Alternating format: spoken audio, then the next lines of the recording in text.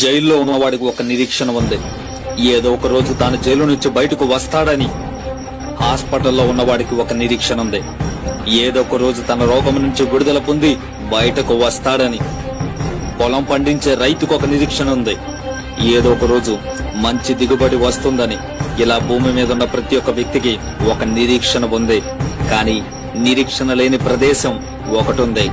అదే నరకం. ప్రపంచంలో ఎక్కడైనా నిరీక్షణను కనుగొనవచ్చామో కానీ అక్కడ నిరీక్షణ నువ్వు ఎంత వెతికినా దొరకదు.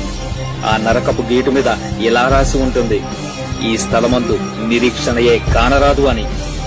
జనులు అక్కడికి వెళ్లటమే కాని తిరిగి రావటం తెలియదు.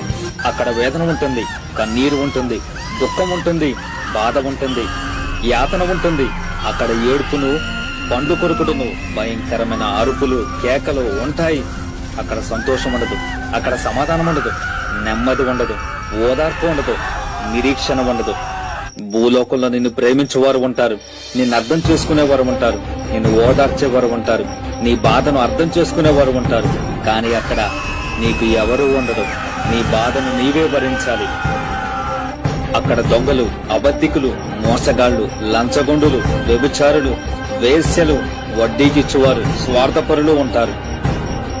అక్కడ నీతిమంతులు, యథార్థవంతులు ఉండరు. అక్కడ తినడానికి తిండి ఉండదు, తాగటానికి నీరు ఉండదు. అదొక భయంకరమైన ప్రదేశం. ఎవ్వడు కూడా అక్కడ ఉండటానికి ఇష్టపడడు. అలాంటి క్రూరమైన స్థలం అది. మరి అలాంటి స్థలమునకు చేరకుండా నిన్ను రక్షించేవారు లేరా అని అనుకుంటున్నావా? ఉన్నాడు మిత్రమా. ఆయనే యుగ పురుషుడు, అవతార పురుషుడు, శక పురుషుడైన యేసుక్రీస్తు ప్రభు. ఆయన మాత్రమే నిన్ను ఆ భయంకరమైన నరకము నుండి రక్షించగల సమర్థుడు. 2000 సంవత్సరాల క్రితం నీ నరక శిక్షను భరించి నిన్ను నరకము నుంచి విడిపించాడు. ఇప్పుడు నీవు చేయవలసిన పని ఒకటే, ఆయన యందు విశ్వాసముంచటం.